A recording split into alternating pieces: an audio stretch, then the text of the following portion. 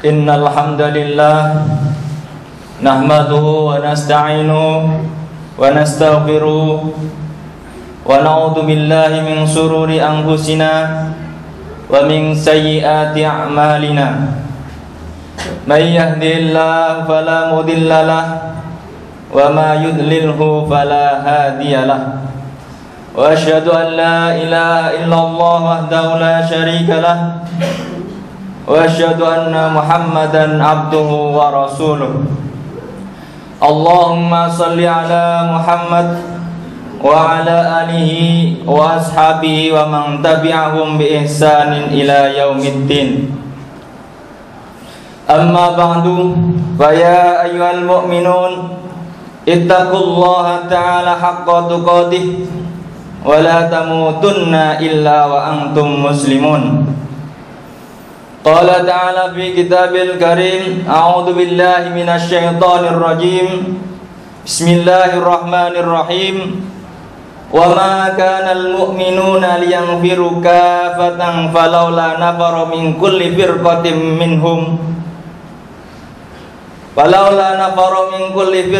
minhum ta'ifatul liyatafaqahu fid-din waliyundiru qaumahum idza raja'u ilaihim la'allahum yahdarun. Shadaqallahul azim.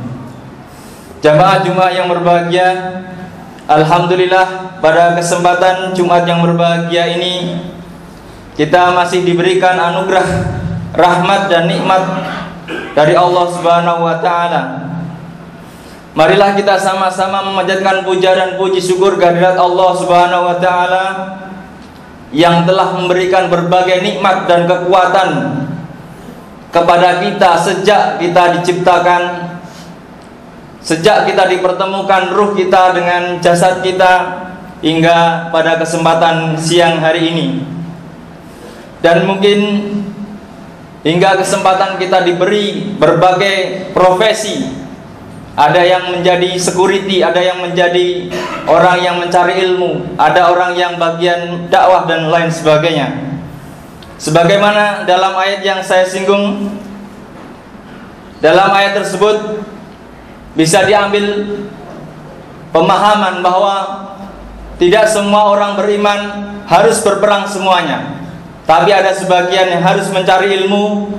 Ilmu apa saja yang akan bermanfaat bagi kaumnya ketika dia kembali kepada kaumnya. Salawat dan salam marilah kita sanjungkan kepada baginda Nabi besar Muhammad sallallahu alaihi wasallam yang telah memberikan kita suri toladan dan berbagai hal yang menjadikan kita menjadi umat-umat yang wasaton, umat-umat yang tengah di antara umat-umat yang sebelumnya.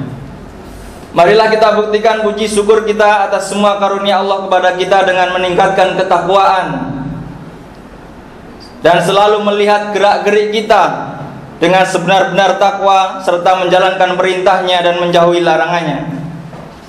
Dari ayat yang sampaikan yang artinya tidak sepatutnya bagi mukminin itu pergi semuanya. Mengapa tidak pergi dari tiap-tiap golongan di antara mereka beberapa orang untuk memperdalam pengetahuan, untuk memperdalam pengetahuan mereka tentang agama dan untuk memberi peringatan kepada kaumnya apabila mereka telah kembali kepadanya, supaya mereka dapat menjaga dirinya. Di dalam surat At-Taubah ayat 122. Jamaah Jumat yang berbahagia, dari ayat ini kita dapat mengambil bahwa orang-orang beriman harus menguasai berbagai ilmu, terlebih keilmuan yang akan menjadikan kaumnya lebih baik dalam segi keimanan dan kehidupannya.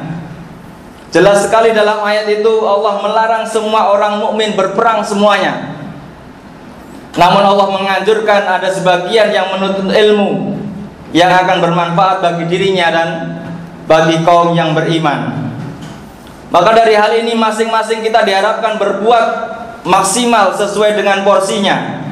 Sebagian menjadi pasukan perang, sebagian menjadi guru, sebagian menjadi pejabat pemerintah, sebagian menjadi pedagang, sebagian menjadi petani, dan sebagian-sebagian yang lain kita harus ada di dalam hal-hal dalam kehidupan itu. Semua itu jika dikuasai oleh orang-orang yang beriman, maka akan berakibat baik pada orang-orang beriman itu sendiri. Namun ketika kita tidak menguasai hal-hal semacam itu, maka kita akan dikalahkan dengan mudah oleh musuh-musuh kita atau musuh-musuh Islam.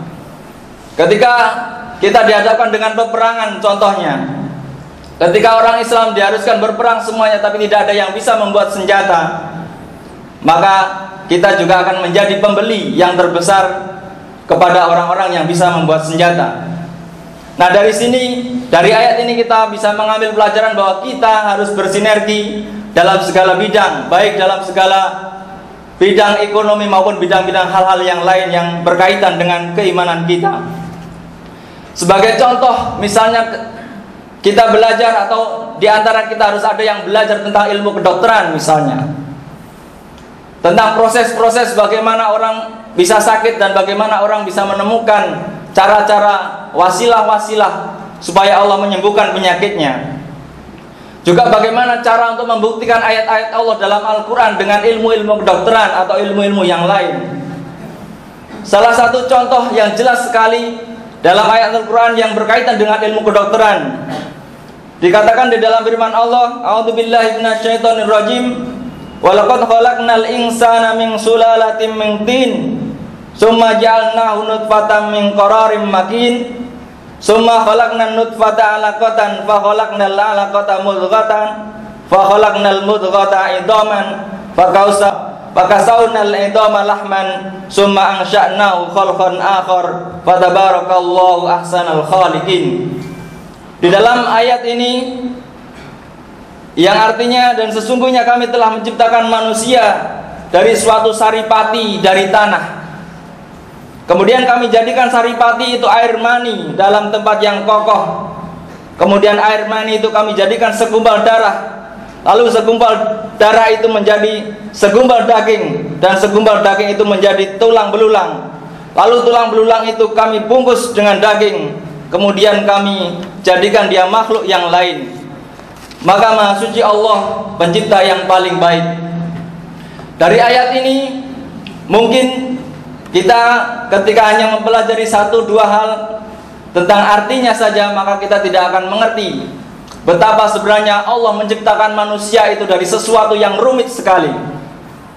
Kalau kita bisa bayangkan bagaimana tanah menjadi saripatinya, bagaimana kemudian dari air segumpal menjadi darah, bagaimana darah menjadi daging, daging menjadi tulang, dan tulang kemudian dibungkus indah hingga keluar menjadi seorang jabang bayi.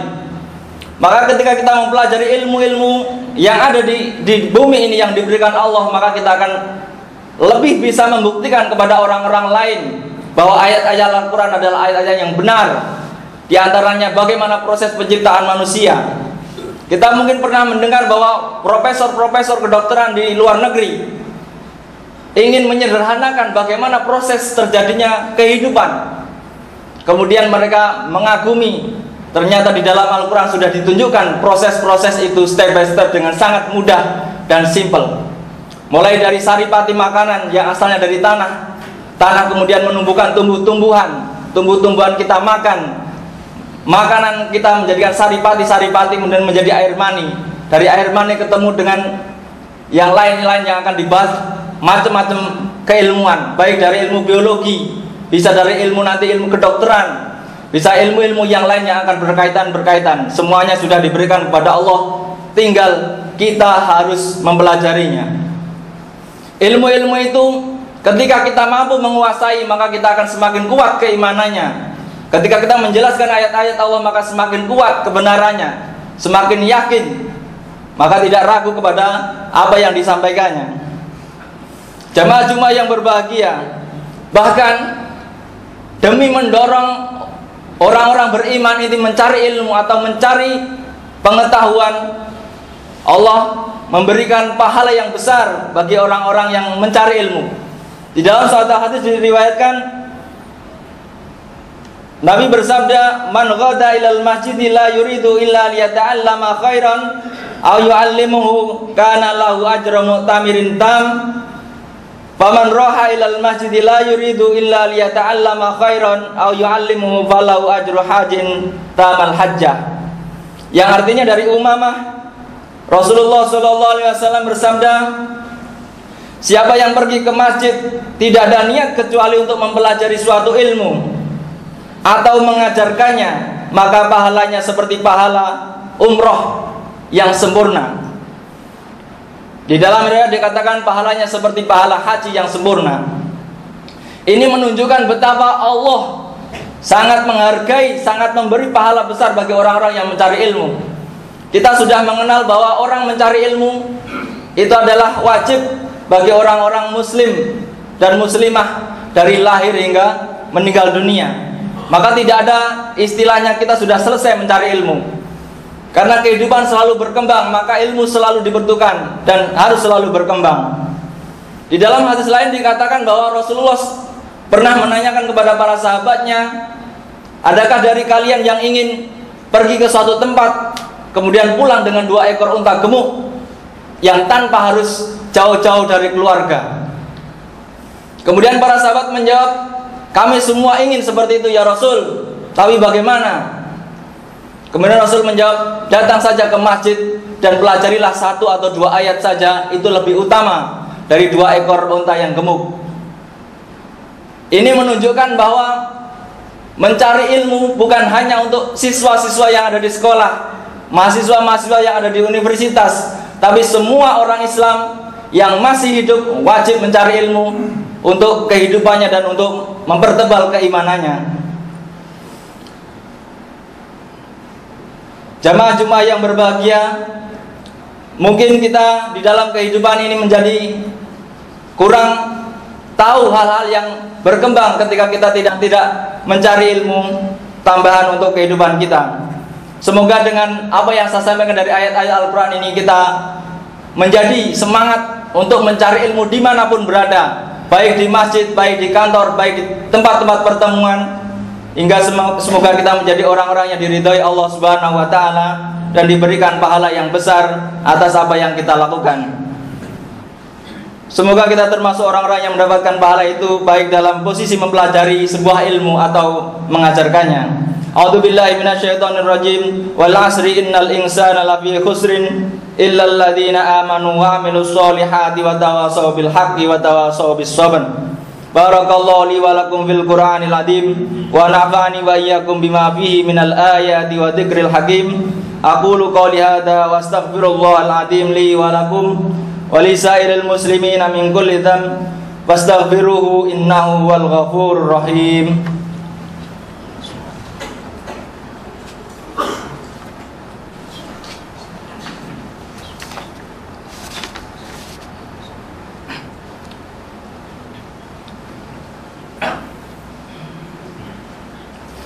Alhamdulillah, ahmadulillah, alhamdulillahilladzi hadana li hadza wa ma kunna linahtadiya laula an hadana Allah. Asyhadu an la ilaha illallah wahdahu la syarika lah wa asyhadu anna Muhammadan abduhu wa rasuluh. Allahumma shalli ala Muhammad wa ala alihi wa ashabihi wa man tabi'ahum bi ihsanin ila yaumiddin. Amma ba'du, fa ya ayyuhal mu'minun ittaqullaha ta'ala haqqa tuqatih wa la tamutunna illa wa antum muslimun. Inna Allaha wa malaikatahu yusalluna 'alan nabi ya ayyuhalladzina amanu sallu 'alaihi wa sallimu taslima.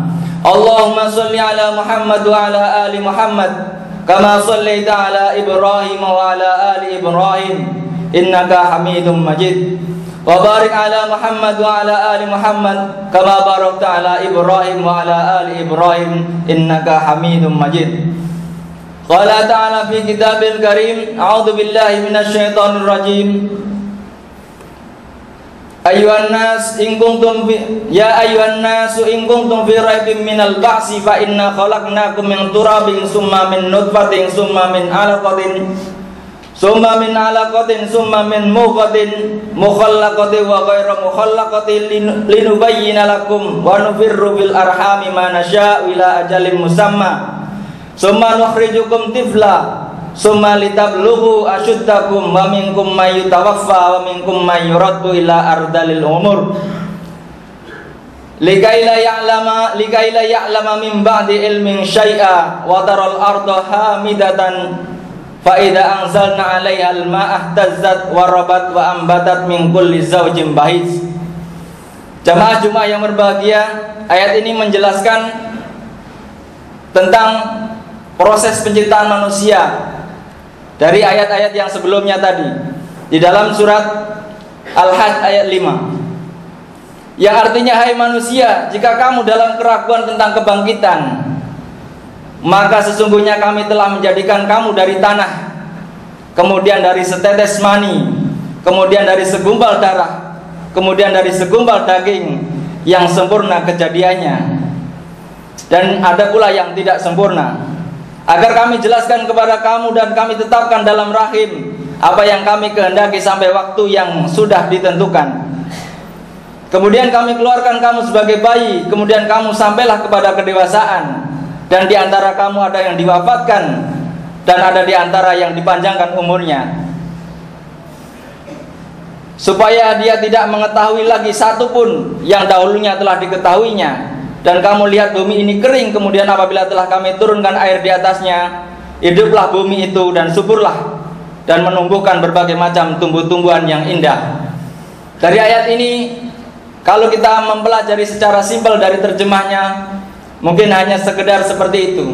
Tapi kalau kita perdalam lagi, itu menunjukkan bahwa proses penciptaan manusia melalui proses yang macam-macam. Paling tidak ada 4 macam proses penciptaan manusia. Yang pertama, langsung dari tanah, yaitu Nabi Adam. Kemudian ada juga yang kedua, proses dari proses yang sebelumnya, namun tidak dari tanah tapi dari manusia, dari bapaknya saja tanpa ibunya, yaitu Siti Hawa atau Sayyidah Hawa, istri Nabi Adam. Kemudian ada pula yang tidak melalui proses dengan bapaknya, hanya ibunya saja. Maka proses yang ketiga ini ada contohnya, yaitu Nabi Isa alaihissalam. Kemudian yang keempat adalah proses secara umum, yaitu proses dengan bapak dan ibunya, yaitu kita semua yang ada di dalam dunia ini. Dari keempat proses ini menunjukkan bahwa Allah sangat mudah sekali menjadikan manusia itu hidup di alam yang lain. Maka di sini dikatakan, ketika kalian tidak percaya tentang hari kebangkitan, maka pelajarilah proses-proses penciptaan manusia itu, yang dari tanah bisa hidup, yang hanya bapaknya saja, yang ada laki-lakinya saja bisa melahirkan orang lain, yang perempuan saja bisa melahirkan bayi, apalagi yang sudah ada bapak ibunya. Itu adalah satu contoh bahwa Allah Maha Kuasa untuk menciptakan manusia, apalagi membangkitkannya di alam yang lain. Semoga dari ayat-ayat yang kita baca tadi ini menjadikan kita semakin semangat untuk mencari ilmu, untuk menambah ilmu dan menambah keimanan kita agar mendapatkan ridho dari Allah Subhanahu wa taala. Marilah kita berdoa semoga Allah memberi kita pahala yang berlipat ganda dari apa yang kita usahakannya, sebagai dan sesuai dengan porsi-porsi yang kita miliki pada saat ini, baik yang menjadi petugas security, baik yang menjadi petugas di toko, baik yang menjadi petugas atau pegawai di kantor, baik yang bekerja dimanapun saja, sesuai dengan porsinya, asal kita berusaha sebaik mungkin dan bermanfaat bagi diri kita dan orang lain, serta tidak melawan dengan syariat Islam. Insyaallah kita diberikan ridho dari Allah Subhanahu wa taala. Allahumma ighfiril muslimina wal muslimat wal mu'minina wal mu'minat al ahya'i minhum wal amwat innaka sami'un qaribun mujibud da'wat. Allahumma a'izzil islam wal muslimin wa ahlikil kafarata wal mubtadi'ata wal musyrikin a'da'aka a'da'ad din. Rabbana ighfir lana dhunubana wa li ikhwanina alladziina sabaquna bil iman wa la taj'al fi qulubina ghillan lil ladziina amanu rabbana innaka ra'ufur rahim. Allahumma arinal haqqa haqqan warzuqna ittiba'ah wa arinal batila batila warzuqna ijtinabah. Rabbana la tuzigh qulubana ba'da idh hadaitana wa hab lana min ladunka rahmah innaka antal wahhab.